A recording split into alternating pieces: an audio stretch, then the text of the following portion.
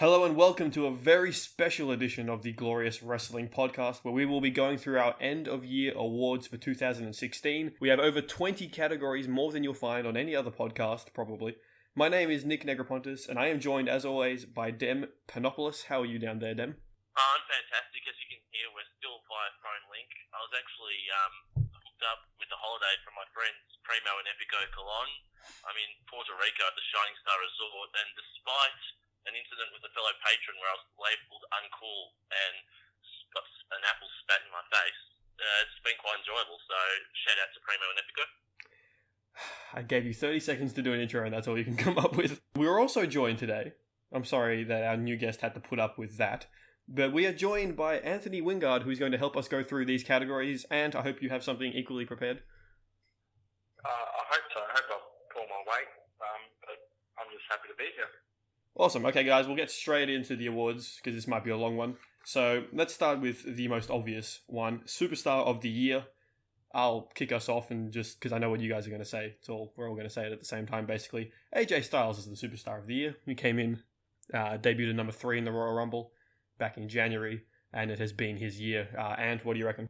I don't think it could be anyone else but AJ Styles. I mean, he's had good programs with Chris Jericho, Roman Reigns, John Cena, Dean Ambrose all the way through. He's led SmackDown Live after the brand split. And every pay-per-view that he's appeared on, he's been in the top couple of matches every night in those pay-per-views. So it's really hard to go past AJ. Jen, what do you think? Yeah, no, definitely AJ. I mean, to see him be a star at all the other places he was at and to come across and be an equal star, I mean, just seeing that transition work well and them trusting him enough to give him the title in his first year, it can't be anyone else. I think too, for someone like AJ who had built such a big name outside of WWE to finally come into WWE and have that same impact, I think it just speaks volumes of the type of wrestler that he is, because we know in the past Vince has kind of shied away from pushing guys like AJ who have, built up their reputation on the indie scene, and kind of shied away from pushing them as main eventers when they've come into WWE. Agreed. Yeah, it's definitely been one of those years where Vince has sort of put a lot of trust into new guys almost immediately. We'll move on to category number 2, which is Feud of the Year. For me, I had Sasha and Charlotte. I think it can't be anyone else just because of, yes, they hot potatoed the title a bit, but I don't think that devalued it at all, in my opinion. I think they showed how good they were and how even they were, and that sort of can justify the title flip as well as building Charlotte's pay-per-view streak. At the same time, I think this will be a feud that's remembered for many, many years. This will be far bigger than Trish and Lita in 10 years' time. I think for that reason alone, it has to be the best feud of 2016. What do you reckon, Dem? I actually went a bit different here. Yep. And it was one we've discussed before previously on podcasts. I still think John Cena, AJ Styles is the feud of the year. Fair enough. I just think, having the two stars, Cena's been the star of the WWE for, a decade now. AJ has been the best wrestler in the world for over a decade. Whether it was in TNA, Ring of Honor, New Japan, he wasn't in Ring of Honor, New Japan and all that, just wherever he was always seen as that guy that was on the level, the same as Cena, but without the exposure. Just seeing the two worlds collide, I just thought that's an incredible thing, and the fact they put on unbelievable matches, like matches of the year contenders consistently, I think you can't beat that between two of the greatest of all time, and they're restarting their feud now, so no one's complaining there. What do you reckon, Ann? I'm agreeing with you, Dem. I think AJ Cena is my feud of the year. Everyone wanted that feud, obviously, when AJ came into the company, and just to have it happen, like, everyone was excited for it, and it delivered on so many occasions. And I think AJ going over clean in the grand scheme of things in their feud, I suppose it made fans believe and have more faith in WWE's booking, because it's talked about often guys wrestling Cena, but Cena goes over clean and buries them, and and those other wrestlers don't really recover from that. But to see AJ go at it clean, I think it put the feud on a higher pedestal than some of the other feuds that we've seen this year. Yeah, it's a great point. Yeah, I have to agree. I mean, if you think about it, the fact that we're getting AJ Cena again after like 4 or 5 months and nobody is complaining, and wrestling fans complain very easily, and we're getting it again at the Royal Rumble, and like nobody has complained. Like it's a thing that people still want to see. So we'll move on to the next category, which is who needs a heel or face turn most in 2017. Dem, take us away. So I've got two here that might surprise. The first one won't surprise. Just quickly go over the first one. That's the New Day. Just a lot of people are saying they're stale, and I guess a heel turn will once again, I guess, reinvent them. I certainly still find them entertaining. I don't have an issue with them, but just for the sake of the public. The other one I have, which might have you guys disagreeing with me vehemently, or any listeners, I think Sasha Banks needs a heel turn. Totally agree. I think that she's a bit stale as a face. I know, obviously she's one of the best women's wrestlers we've ever seen, but her work on the mic, her face work in general isn't really great. It's average at best, I reckon. And I think a heel turn, I mean, it opens up a Bayley feud. It opens up a few different things, but I just think for her to be the big star, she needs to be a heel. Yeah, I completely agree. I have Dolph Ziggler written down here because I think he's in a similar position. He's had a great year and a career resurgence, but at the same time, he needs that turn because the audience have sort of given up on him because he always loses. He needs a heel turn and be pushed in that way. But honestly, if I had thought of Sasha, I would probably have put her down too. So I agree with that. What do you reckon, Ed? I definitely think a heel turn for either Sasha or Dolph would definitely work wonders for them and opportunities that they'll get next year. But my nation is a bit left field entirely, and I've gone Enzo Amore or Colin Cassidy. Ooh. Wow. And that is, my thinking behind that is, like, everyone loves their dancing and their catchphrases and all of that stuff that they do as faces now. But what we've learnt, well, forever, I suppose, is that stuff gets dry really quickly. Yeah. And I don't think anyone would disagree with me here when I say if one of those two turns heel next year, it may not happen next year, it might happen in 2018 or 19, just depends. When one of those of the pair turn heel, the feud that will result between the two is going to be extraordinary. Yeah, totally agree. I mean, if you think about it, you'd probably put the titles on them at WrestleMania. So towards the back end of 2017, you could probably turn Cass heel because that would make the most sense, especially considering nobody wants to boo Enzo. No, and particularly you could have some sympathy with Enzo as a face as well. Yeah. Whereas if Enzo was heel, all he has is his words, and the only time that would work is if he becomes a manager of someone as a heel. So I like that. That is extremely left field. It makes you think, what could they possibly do with that? You know, the different directions they could take that. So I like that. And bringing some left field content on his debut. Nice to see. Okay, next category, most underrated of the year. And what do you reckon? I said Rusev, and that's because he's been an upper mid-card talent for a few years now, but I think he's far beyond that. And on Raw, they obviously have Kevin Owens and Chris Jericho as their top heels, but they're more of a, make fun of, berate the crowd kind of heels, whereas Rusev is that real authoritarian heel, but he's not booked as effectively as he should be, or at least I think he should be. And I think just because he's from Bulgaria and he is a foreigner, so to speak, he's just not viewed how he should be within the company. Then what do you think? Yeah, I like that point, and it's true. If you take it aside, everyone loves Rusev. Just as a character, you see him on up, down, down stuff, and just everyone likes Rusev's work, and they've kind of thrown him away a little bit. I had potentially surprising, given that recently tag team champions. I think Bray Wyatt still is underrated by the company because if you had booked him properly, he'd be a world champion by now, and his promo skills, which are elite, would be effective. Right now, his promos are just for the sake of being entertaining. They don't really mean anything without him winning a lot of matches. So, I mean, I know they put him in this feud with Randy Orton, but it isn't a main event feud. And I think Bray Wyatt's qualities and his talents, he should have been main eventing a couple of years ago. Yeah, he's definitely not been... I mean, his back end of 2016 with this whole resurgence of the new Wyatt family has been great. But his first 2/3 of 2016 were pretty blank. I have to agree with you there.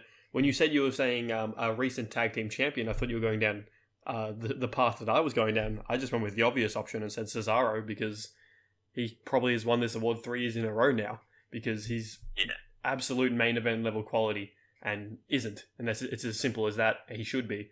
I'm just going to live there because obviously everyone knows why Cesaro should be there. So most overrated of the year, this one should be fun. Take us away, Dem.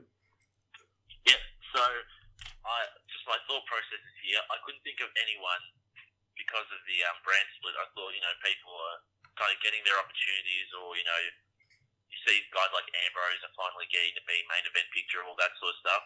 And then it hit me straight away that the most overrated quite clearly is James Ellsworth. Yeah, fair enough. The fact that they signed him, full stop, they've rated him far more than anyone else actually does. He was involved in the main event of a pay-per-view, which is just crazy to think of. And, that's it. He's completely overrated. Yeah, totally fair. What do you think, Ant? I think James Ellsworth is totally overrated as well. And not only was he in the last SmackDown Live pay-per-view, he also played a part in Survivor Series as well in the elimination match. Yeah. Where he grabbed Braun Strowman's leg and effectively may have cost Team Raw the match in the end. But my most overrated stems from Raw, and it's actually their GM Mick Foley. Oh, ouch! Go for it. Love it. My reason behind that is, as a GM, I don't mind him. As a wrestler, I didn't mind him. But his role at the moment, I just don't think it's working for him or for the talent that he has on Raw.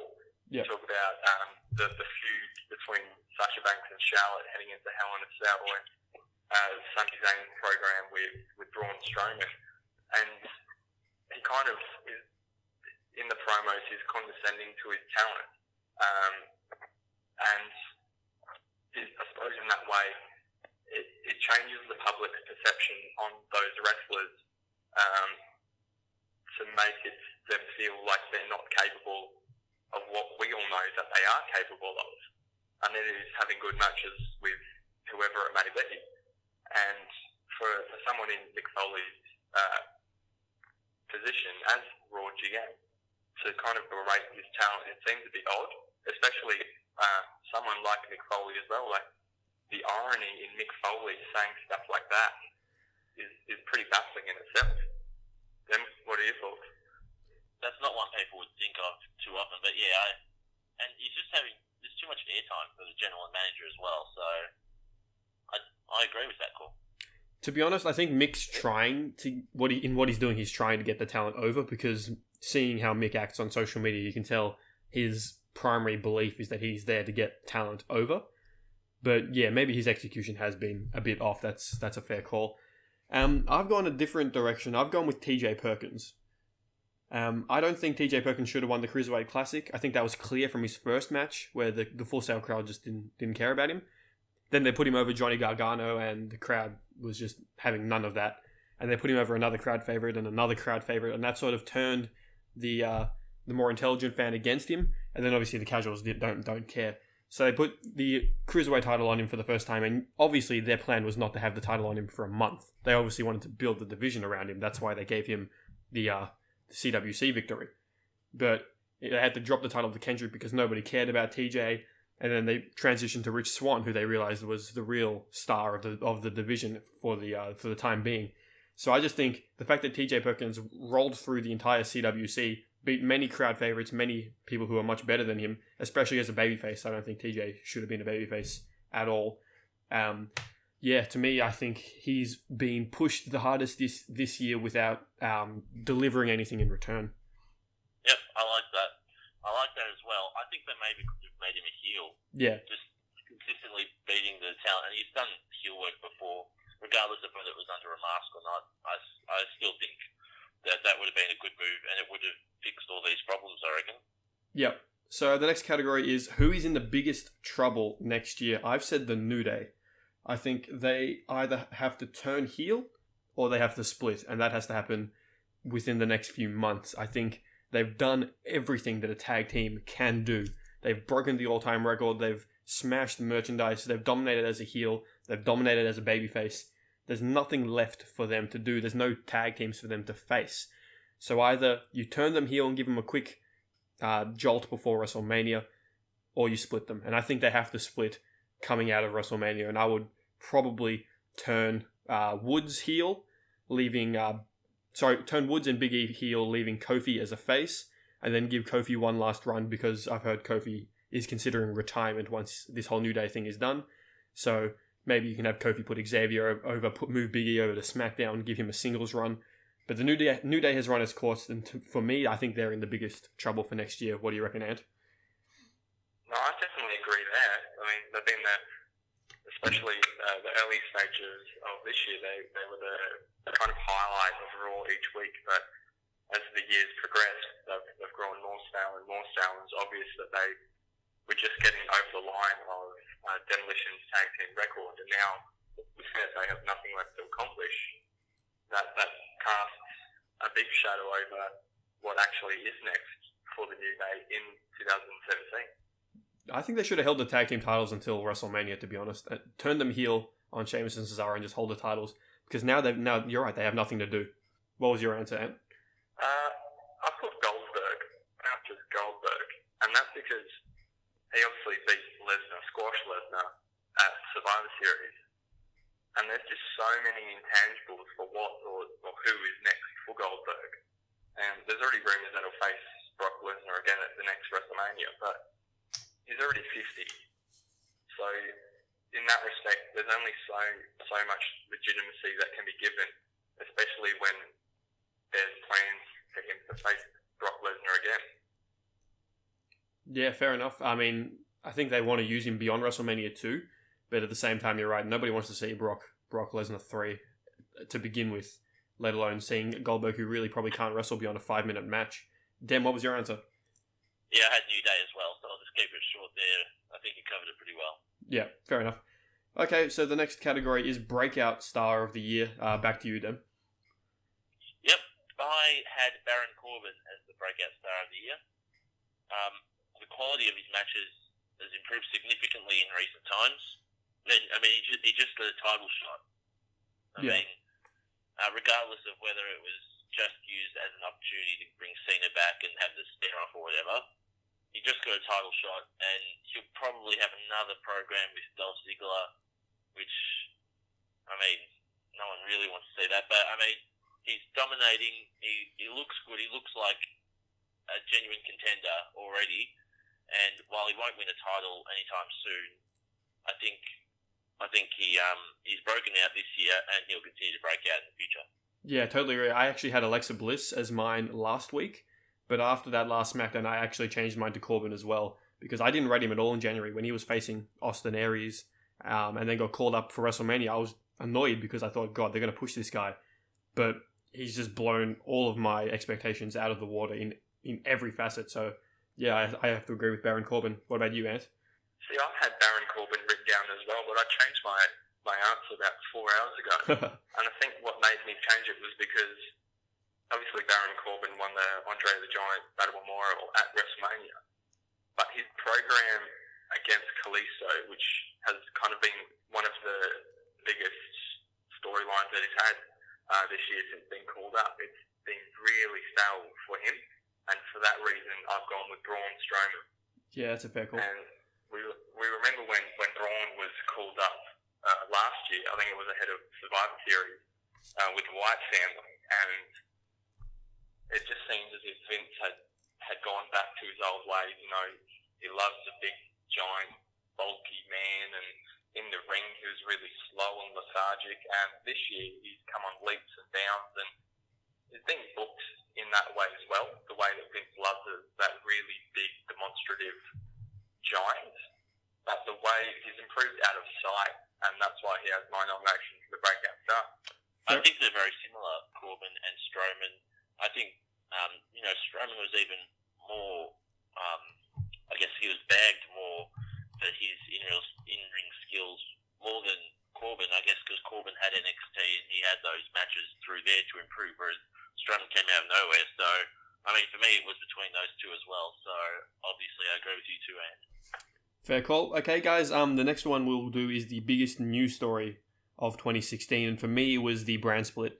I think in terms of a long-term look at the WWE, nothing is going to be more important than splitting the brands, especially considering how much talent there is now. I mean, we still see many talented guys not even be able to get on either Raw or SmackDown, and that's with 5 hours of television. So clearly the brand split was something they needed to do, and I think they executed it about as well as you could hope WWE to do it. So the brand split gets the points for me there. What do you reckon, Ant? I agree with you there, and I had the brand split. I obviously thought of that straight away. But again, I've gone a bit left field here, and I've said Danny Bryan's retirement. Yeah, fair enough. Now, I don't think you'll find anyone that really hates Danny Bryan. And when he retired, obviously we're in Australia, so we woke up with the news that he was retiring, and it was kind of like, we have to tune into Raw today. Because for many fans, we kind of just hoped and wished and kept faith that he would come back someday, and for him to retire was that final realisation that we wouldn't be able to see Daniel Bryan, who may be one of the greatest wrestlers of all time, not wrestling again. Yeah? Who did you have him? Yeah. While I agree with you to an extent, I thought those were slightly predictable in terms of, in the back of everyone's minds, whether they liked it or not, I think everyone kind of assumed that Danny Bryan would retire just because of the nature of the injuries. And I thought the brand split, while it was good and it was surprising for it to happen, I thought people were saying it needed to happen. Even we were saying it, Nick, when we were discussing it. So I actually had the biggest story was Cody Rhodes leaving, being allowed to leave, and he's become a bigger star. Like, he's just joined the Bullet Club. I think that's arguably the biggest story, only because on this list, if Cody Rhodes was still with WWE, he'd be the most underrated star. Like, he'd have won that category hands down. And they let him leave. They refused to change his character, and then they let him leave. And it's only been a year or two since his dad passed away, and they haven't done anything with him. And the fact that he's left and he's done, in 3 months, he's almost done it all on the independent scene, and joining the biggest stable in world wrestling, I think that's a huge story.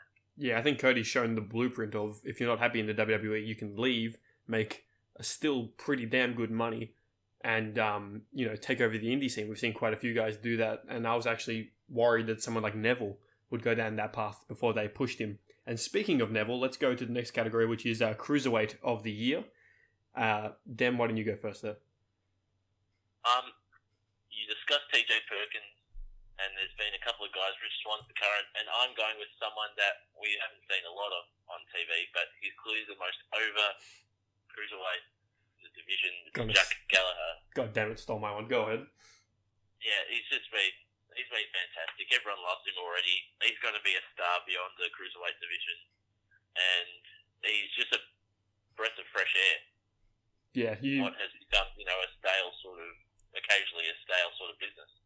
Yeah, you took it out of my mouth. He's the only one getting massive organic reactions, probably with the exception of Cedric Alexander, who also has a similar it factor. So yeah, I said Mr. Gallagher too. What about you, Ant? I haven't watched the Cruiserweight too much this year. Like, if it was the CWC or 205 Live, but I put Brian Kendrick, and that's because he's obviously had a short reign as the Cruiserweight Championship. as a cruiserweight champion.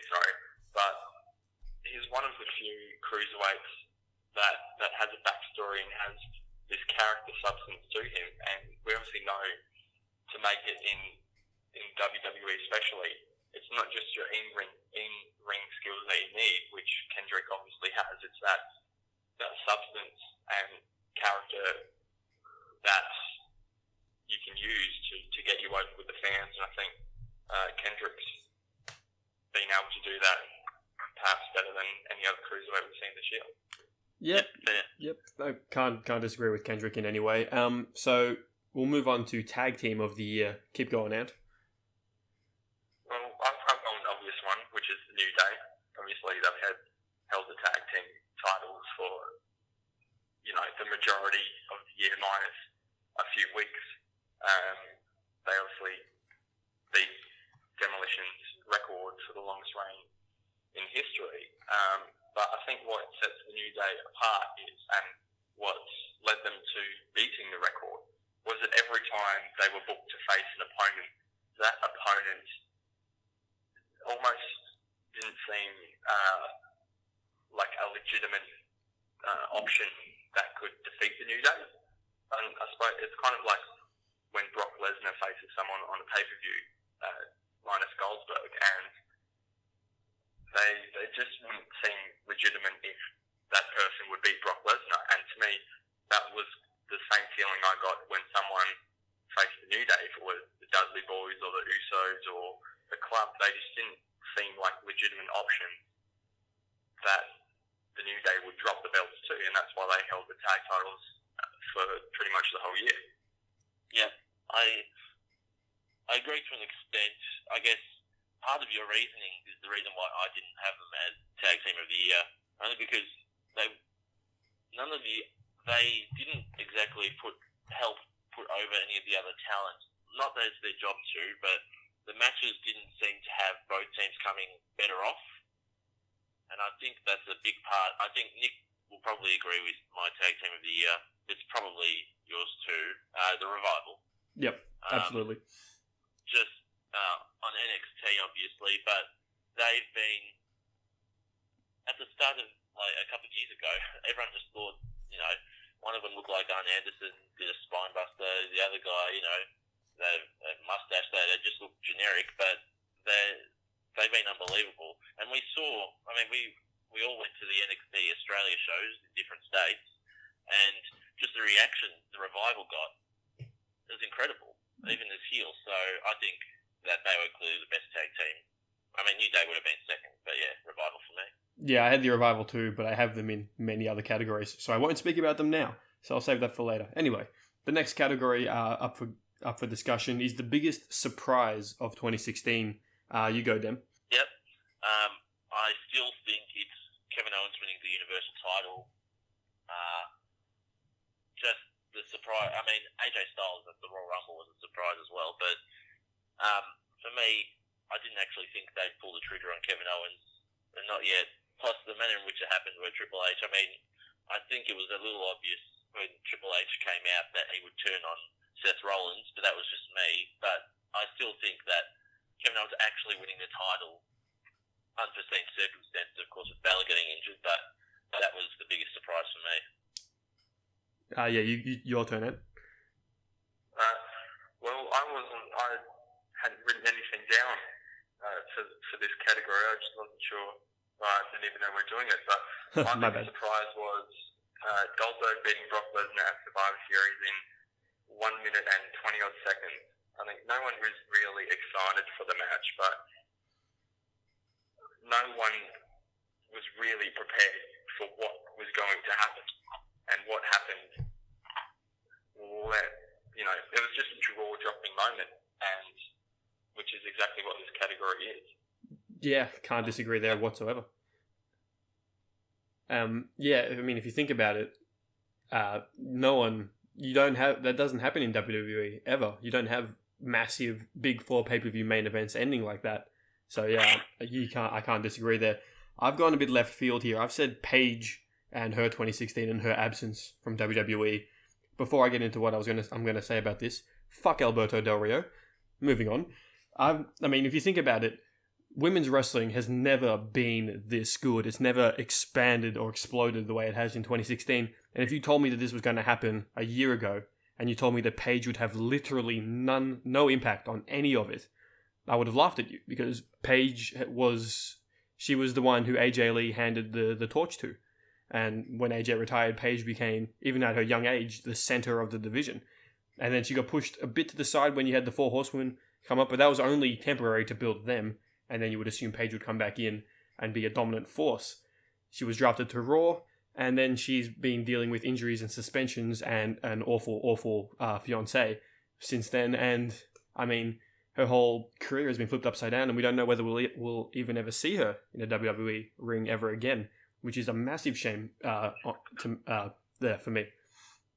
I'm not surprised that that's your biggest surprise. Shut up, you know how much I love Paige. Anyway, next category is Best Heel or Face Turn in 2016, and I've gone with AJ Styles, simply because no turn, at least in my short memory, has had the ramifications that AJ's did. AJ turned heel, beat John Cena at Money in the Bank, beat John Cena at SummerSlam, became the WWE champion, and really became the biggest star in the WWE. And that all started with his heel turn. So it had the most impact, and I think you can't go past it in terms of just a heel turn that not that it came out of nowhere, but it was still perfectly executed and then perfectly carried out for the rest of the year. So I can't go past AJ Styles. What about you, Ant? I have the same answer as you, so I'll keep it short here. But in kayfabe terms, the heel turn for AJ against Cena made sense. Talk about he came up short against Chris Jericho at WrestleMania and Roman Reigns in the next couple of pay-per-views. And I don't think anyone would have been too disappointed if Styles and Cena teamed up to do whatever they could have done.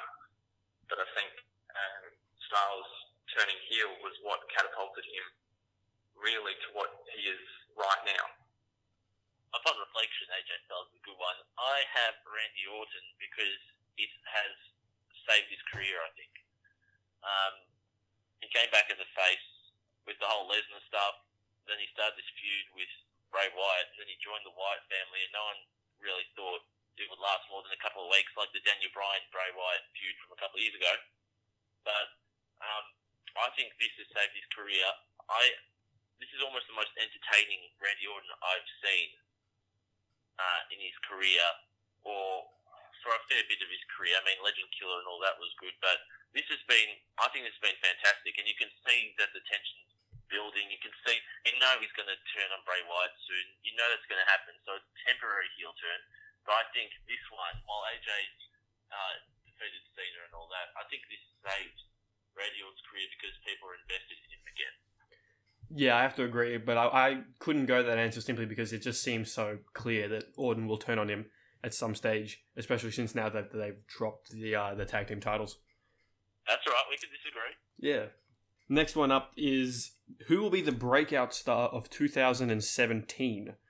Ant, why don't you go first? Mine's an obvious one, and that is Bayley.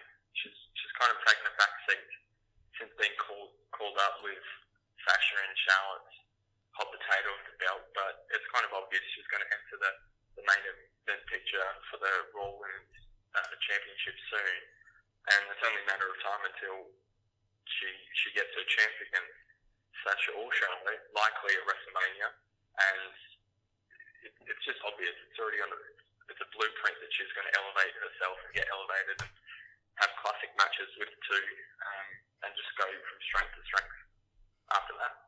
Yeah, I had Bayley too. Totally agree with all of that. I'm a bit worried that fans might turn on her the same way they turn on literally every babyface in 2016 because fans have no patience. So yeah, but I totally agree with Bayley. What about you, Dan? Yeah, so I couldn't think of anyone, and again, you say Bayley, and it seems really obvious right now, but I'll go with who I have written down, and you'll have to bear with me because neither of you will know who this is. It's an NXT one. It's someone who hasn't made their debut yet, but like on YouTube, WWE actually released a minute video of him.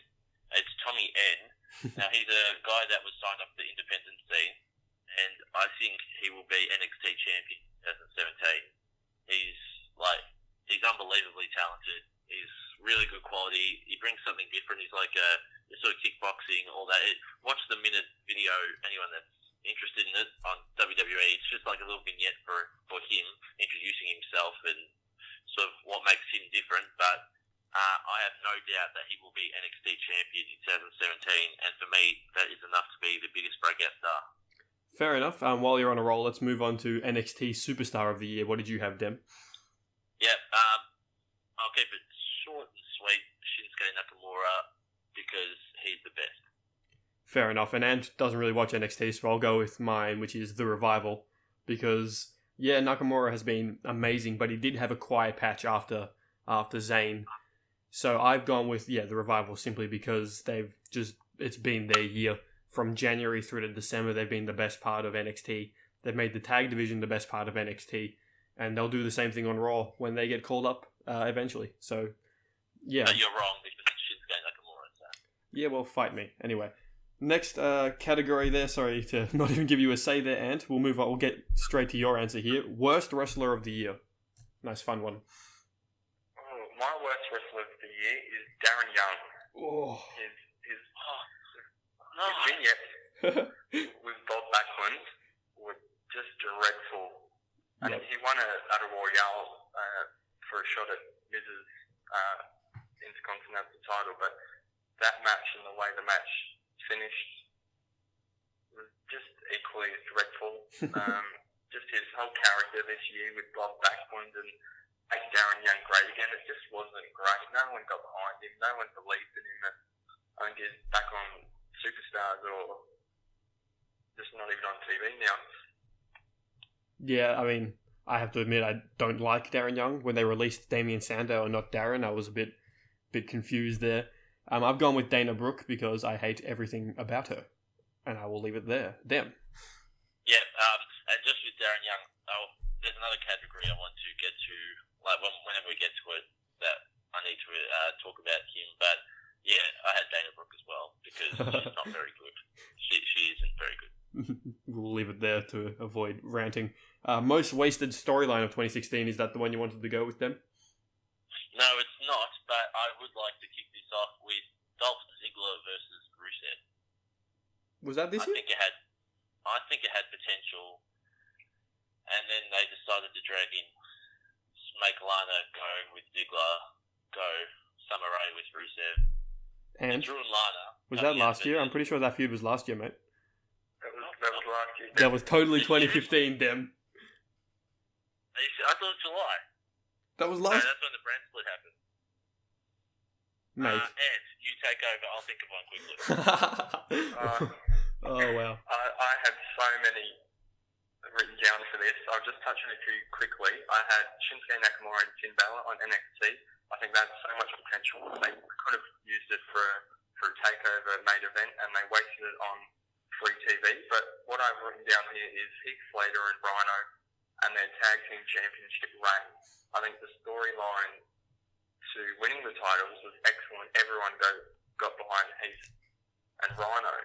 But when they actually won the titles, it was almost a case of, right, mission accomplished, but what now?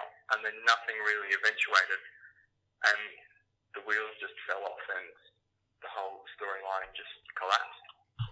Yeah, it was like they didn't want Heath Slater to get any more over than he already was, so they took him off TV.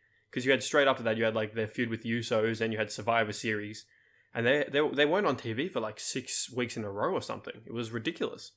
I agree, and I thought, and that's the danger. Just quickly, that with Heath Slater, it's like they didn't want him to go more over, which is a worry for guys like Ty Dillinger, given how over they already are with the chance. I've thought of one, and just quickly, when you guys said last year, of course you meant 2 years ago, 2015, given we are now 2017. True.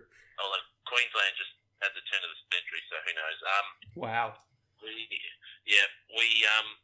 I think Emma's return has been wasted because she could be a top woman in the division, either division, and she was meant to make a return a month ago, and then they said, oh no, not anymore, and now we're back to vignette, so it doesn't make any sense for me. Fair enough. I've gone Seth Rollins' return. I think that was completely butchered. And now he's sitting stagnated as a babyface who's not really as over as he should be, considering how good Seth freaking Rollins is.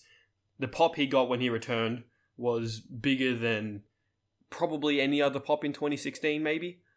And yet he came out the next night as a heel. I mean, it makes sense continuity-wise, but that's one of those times in wrestling where you can just say, you know what, we've watched this heartwarming 24 story about his return. We're all right behind him. We all want him to win the title. So why would you destroy that amazing pop that he got by turning him heel? Because you're going to turn him face anyway. There was just no rhyme or reason behind it. It would have made his feuds with Roman, The Shield, and Balor better than they already were. And I think they just completely butchered it, and Seth is struggling now because of it. Alright, so the next one we will go to is worst match of the year. Yes. So, Ant, why don't you go first? Again, I have a couple written down here. The first one was early on in 2016, I think, just prior to the Royal Rumble. And it was an episode of Raw, and it was Roman Reigns versus the entire WWE roster. Ah, yes. And I'm not sure if you remember it, but all it was Roman Reigns fighting Kevin Owens for about 5 minutes, and then the rest of the roster jumps in and they have a bit of a brawl, and it kind of ended there. And it was kind of like, what did I just watch? It was just silly. What I've actually got written down here is the Eric at WrestleMania 32. There was no deals. It was just silly.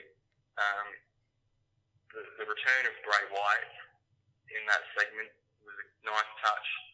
But I think if you want to build Bray as that main eventer that it should be, you should have Bray Wyatt versus The Rock at WrestleMania. Yeah. But they went with Eric Rowan, and he got squashed in 7 seconds after a rock bottom. That was it, I think. It was just silly. Nothing more to say. Danny? So this is the one where you touched on the worst wrestler of the year being Darren Young. I had the Miz versus Darren Young as the worst match of the year. I think, was it the go home before the brand split? It might have been, because it was. Miz went to SmackDown, and that was horrible. That was a disgraceful match. That finished horribly as well. Nothing about it was worthy of any highlights or anything, so for me that's the worst match. Yeah, I mean, can't really disagree there. I mean, it was the last bad thing that Miz did. So I've gone with the Asylum match between Jericho and Ambrose. It was a 30-minute match. It was painfully slow. It was incredibly boring. I hate the steel cage stipulation as a general rule, unless there are two wrestlers that nail it. Like, even if you put Shinsuke Nakamura and Samoa Joe in there, which they did, I still can't really get invested because you have a freaking door that you can walk through. At least this match, it didn't have the door, but it still had the rest of the crap you get with a steel cage match, plus a lot of gimmicky stuff that just didn't work. And I'm not really one for gore, so this whole thumbtack thing was just another little thing that just annoyed me. So yeah, it was just a crap match, to be honest. And I thought it was the worst match of 2016. I'll just remind everyone too that match, Jericho and Ambrose were feuding over a plant jacket, and they'll just leave it at that. Yeah, exactly. I mean, I loved Mitch for the 1 week that Mitch was cool, but yeah, it was just a bad feud and a bad match. Okay. And also, just quickly, Jericho was everyone thought Jericho was going to leave WWE after that match. And then, once he went through the thumbtacks, that's when this whole resurgence started. So, just as a quick point. That's a fair point, actually. We'll continue our theme with the worst stuff of 2016 and go with the worst title reign of 2016. Why don't you go, Dem? Yep, and it's fitting that it's called the worst title reign, because Roman Reigns' US title reign has been terrible. And granted, I was scrambling my mind and I couldn't remember a lot of the title reigns, but he hasn't done anything. He's devalued the US title. Rusev was, fighting for the title all the time because it meant something. It meant whatever it meant to him, but it meant something. Reigns doesn't turn up to Derby half the time with the title around his waist or on his shoulder, so I think that is the worst title reign, pun intended. And what do you reckon? Definitely no complaints there. I would have Zack Ryder's Intercontinental Championship reign, but the brief was the reign had to be more than 2 weeks. So I touched on it before. Heath Slater and Rhino tag team, SmackDown tag team champs. It just lacked direction, like I said before, and they really did nothing with it. For those that don't know, Ant is a very, very big Hype Bros fan. You can hear the pain in his voice as he talks about Zaki Poo. I've gone with Roman Reigns as US champ as well, so I won't add anything more to that. So we'll go back to the good stuff now. Best title reign of 2016. I've said The Miz's Intercontinental Championship reign, just edging out The Revival's NXT Tag Team title reign, only because everything that The Miz has done since coming to SmackDown has been must-watch. Whenever he's out there, it's usually the best part of every single show. His feud with Dolph was awesome. This whole underlying thing with Bryan has been amazing. And this feud with Ambrose is even looking really good too, with the involvement of Renee Young. And even before the brand split, with the exception of that Darren Young match, and that was all entirely Darren Young's fault. His match at Extreme Rules with Cesaro, Slammy, and Kevin Owens was a match of the year contender. Everything that The Miz has done has been fantastic. And that's why I have him as the best title reign of the year. Ant, what did you have? I have the same answer as you, so no complaints there. I think the only bad thing about The Miz's title reign is that he beat Zack Ryder at the Raw the night after WrestleMania. Them? Yeah, I had the same one, so not much from me. Gross, we all agreed. That's not how this is supposed to work. Next one up, Broadcaster of the Year. We're all journalism students, so this is one we all had to do. Dan, why don't you go first? Graves. Corey Graves? The way he delivers Kinshasa is the best. But I know he's he's not the main commentator, so in case you wanted that as the main broadcaster, I would say Tom Phillips, so NXT commentary team for the win. No, this category can basically be anyone who, does any kind of broadcast for WWE, so Graves is a fair answer, But I also love the Tomspiracy as an answer as well. I've gone with Renee Young simply because of the amount of good work she's done this year in everything she does, whether it's unfiltered, talking smack, backstage, slapping The Miz. Everything she does is quality, and it always delivers. So I've gone with my girl Renee. What about you, Ant? I have Renee as well, so nothing more to say. You've nailed it all, I think. And yeah, and Dem isn't a great fan of Renee, by the way. He's a hater. No, I don't hate him. Okay, best NXT call-up of 2016, Dem. Bet you're going to say Renee Young. There's only one right answer, and if neither of you have it, you're wrong, because it's my girl, Alexa Bliss. Yep, agreed. Yeah, she's come up and she's women's champion on SmackDown. That's better than anyone could have possibly thought. No one thought she would be the one to be in the main feud to start the brand split, to continue and to keep going with Becky Lynch, and no one thought she'd win, and no one thought she'd retain and be heading into the Royal Rumble as the women's champion on SmackDown. Everyone thought Becky Lynch would just hold it all the way through. So that's a testament to her hard work and her talent, and she's the best. Well, I had the same answer, so what about you, Ant? Well, I almost went with Mojo Rawley, but I've got Alexa as well, so happy days again. Well, we might have had to have hung up there if you said Mojo. So now we'll get to the big three. We'll start with match of the year. For me, I've got The Revival versus DIY, the rematch where DIY won the titles in a 2 out of 3 falls match.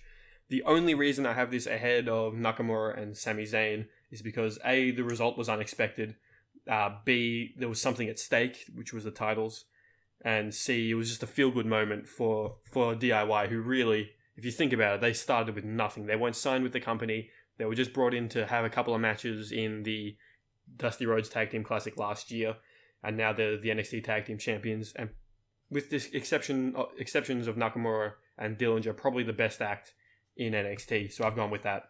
What about you, Dan? Yeah, I'd say Nakamura, and I did consider the one you just said.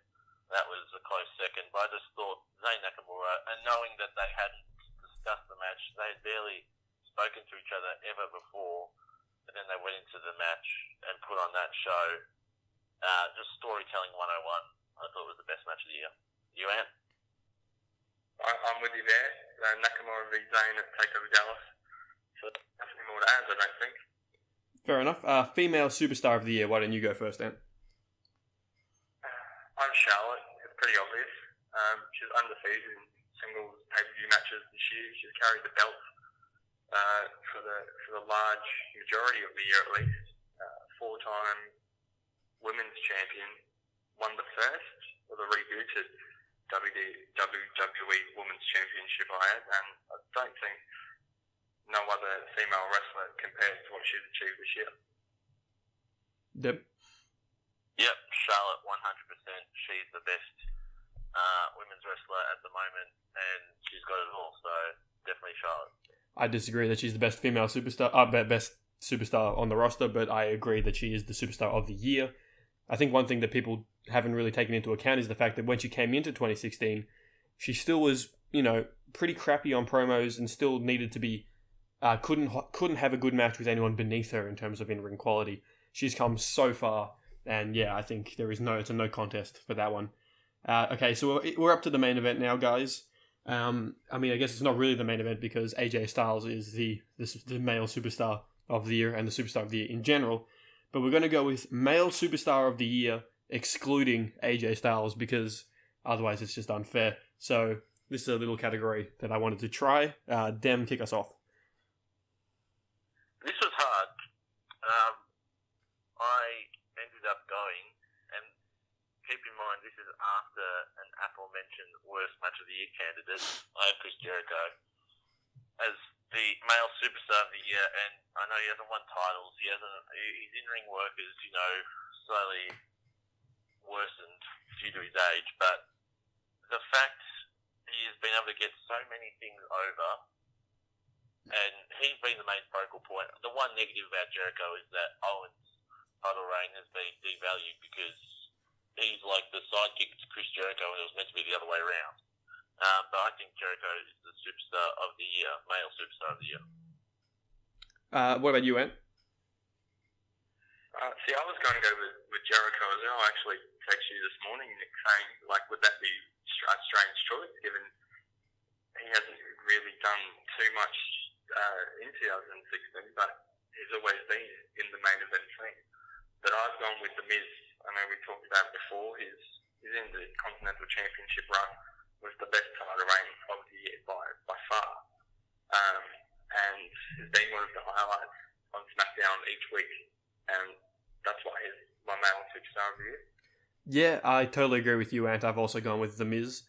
The only reason I didn't go with Jericho is mainly because his first half of the year was actually pretty average.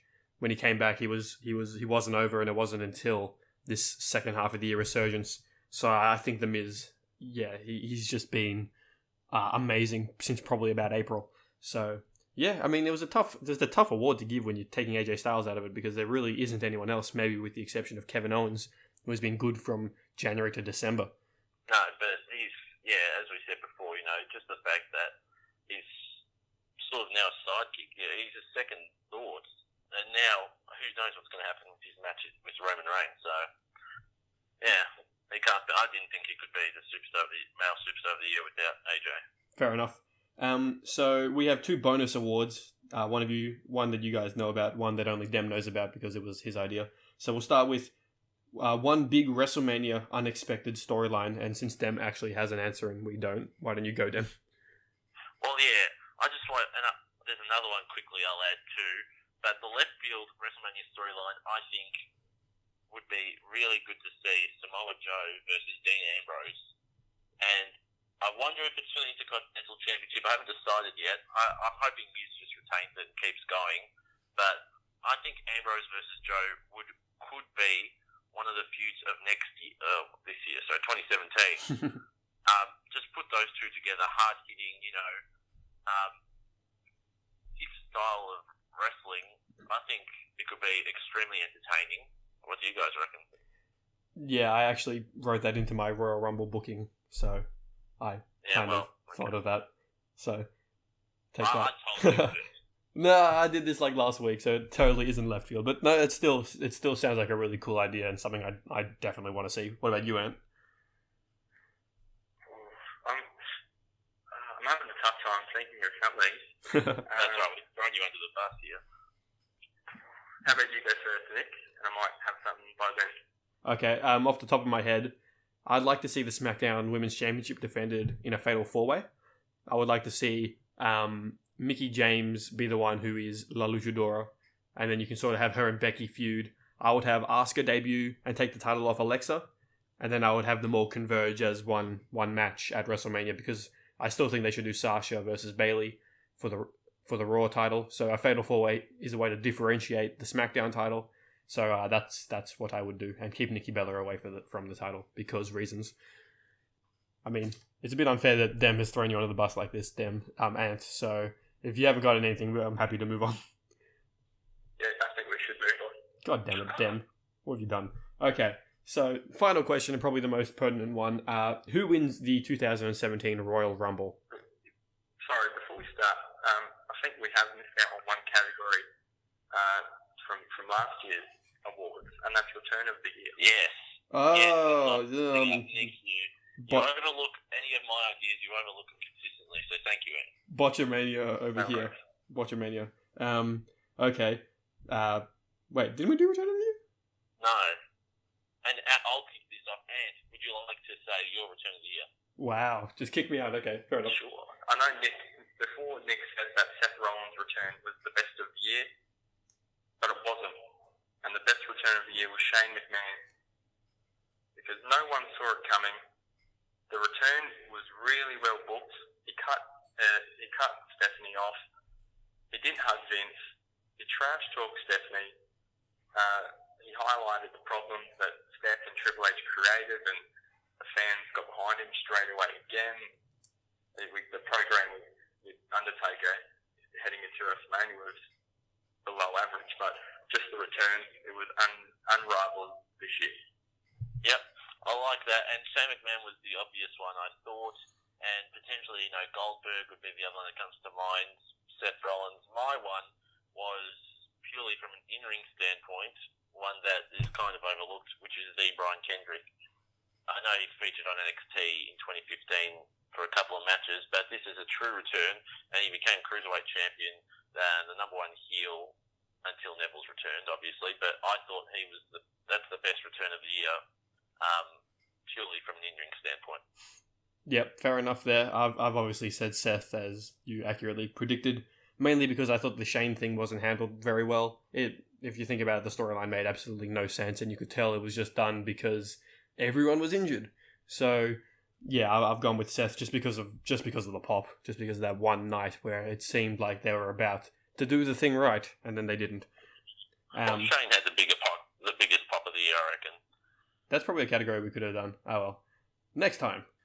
Okay, so we'll go with who wins the 2017 Royal Rumble to finish things off here. We've just clocked over the hour mark, so go for it. Dem, what do you reckon? Well, I have two, but one is just an unlikely scenario. I'll give you that one first, and that's The Undertaker. He is going to be on Raw this week, so this will be up after Raw probably, but Undertaker... somehow you can get him into that. Dude, there's been rumoured Roman Reigns, Undertaker's been rumoured, John Cena, obviously. That's probably the one they'll go with. Maybe AJ Styles. So that's one. But otherwise, my true prediction is Sami Zayn, because the booking has him, he's the underdog. He lasted 10 minutes with Strowman. Not he beat Braun Strowman. He lasted, he survived. And we've discussed this before, Nick, but having him as the survival of the biggest sort of match, it'd be a perfect way to cap it off. Yeah, I have the same answer. I've said Sami Zayn as well, because, if you think about it, it all lines up. You do Sami Zayn versus Kevin Owens, or Sami Zayn, Kevin Owens, Finn Balor. You could have Undertaker interfere, and then that's how you get Taker Roman. I think it just works perfectly, and Sami obviously has the support to do it. So yeah, I totally agree with Sami Zayn. Ant, what did you have? I'll go with someone that I actually don't even have written down here, and that's Samoa Joe. Ooh. And I think it's likely that either one of AJ Styles or John Cena is going to carry the WWE Championship into WrestleMania. And I think if Samoa Joe does win the Rumble, then if he faces either of those two, the other one of which could face Taker at WrestleMania, I don't think anyone would be disappointed if we saw Joe v Styles or Joe v Seth.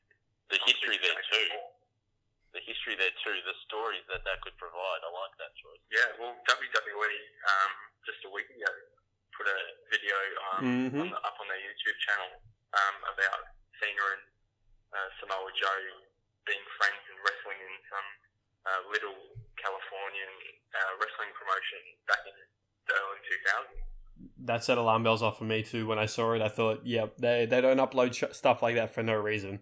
So, yeah, maybe Joe versus Cena would be an amazing match first and foremost, or even Joe versus Styles. Either way, I don't think anyone would complain if Samoa Joe debuted and went straight into a Rumble victory. So we'll leave it there for today's podcast. We've gone through all 28 categories, 29 if you include the one I missed. So you have to. That's the whole point of this. Quiet! Don't interrupt me. Yes, Nick. So yeah, I mean we've gone through everything here, so we'll leave it there for today. You can follow us on Twitter at GloriousWP for live tweeting of virtually all wrestling stuff because I'm on holidays and I have the password to the Twitter account. You can follow me on Twitter at Nick Negropontus. You can follow Ant on Twitter at Ant Wingard FP. And that's it. You can we'll leave it there for today's podcast. Dem go. At DemV_9. But don't follow him. Follow at Fish. Yes. No, that's gimmick infringement, and hopefully Big E doesn't listen. No, Big E does listen. We've already got that confirmed. Okay, so thank you for listening, and hope you enjoyed our 1 hour podcast, assuming anyone is still listening, and goodbye.